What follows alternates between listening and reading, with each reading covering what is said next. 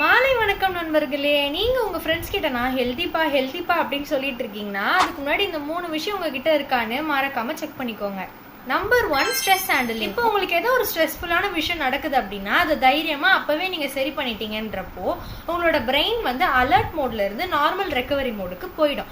இதுவே நீங்க ஐயோ நாளைக்கு பார்த்துக்கலாம், ஐயோ இது எப்படிப்பா சரி பண்றது, நான் இன்னும் கொஞ்சம் டைம் எடுத்துக்கிறேன்ப்பா, இப்படியெல்லாம் நினைச்சுக்கிட்டு ஸ்ட்ரெஸ்ஸை நீங்க சரி பண்ணாம போய்கிட்டே இருக்கிறப்போ உங்க பாடியில கார்டிசோல் லெவல்ஸ் ஹை லெவலா குரானிக்கா இருக்கும்.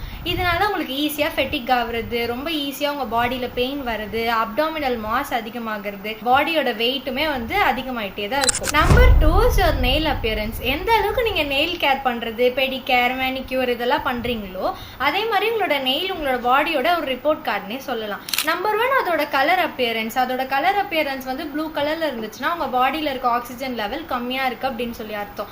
இதுவே அது பேலா இருக்கு அப்படின்னா நீங்க அனிமிக்கா இருக்கீங்க அப்படின்னு சொல்லி அர்த்தம். இதுவே அது லைட் எல்லோயிஷா இருந்ததுன்னா அது ஏர்லி ஜாண்டிஸ்க்கான ஒரு சிம்டமா கூட இருக்கலாம்.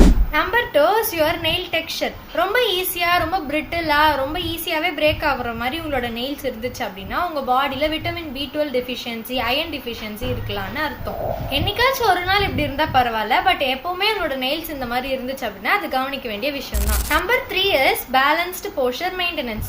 ரொம்ப நேரமா உங்களை சப்பங்கால் போட்டு கீழே உட்காருங்க அப்படின்னு சொன்னாங்கன்னா நீங்க ஸ்ட்ரெயிட்டா எரெக்டாவே உட்காந்துட்டு இருக்கீங்களா without any stress R pressure நீங்க அதுல போடாம அப்படின்றதும் ஒரு மெயினான விஷயம் தான்.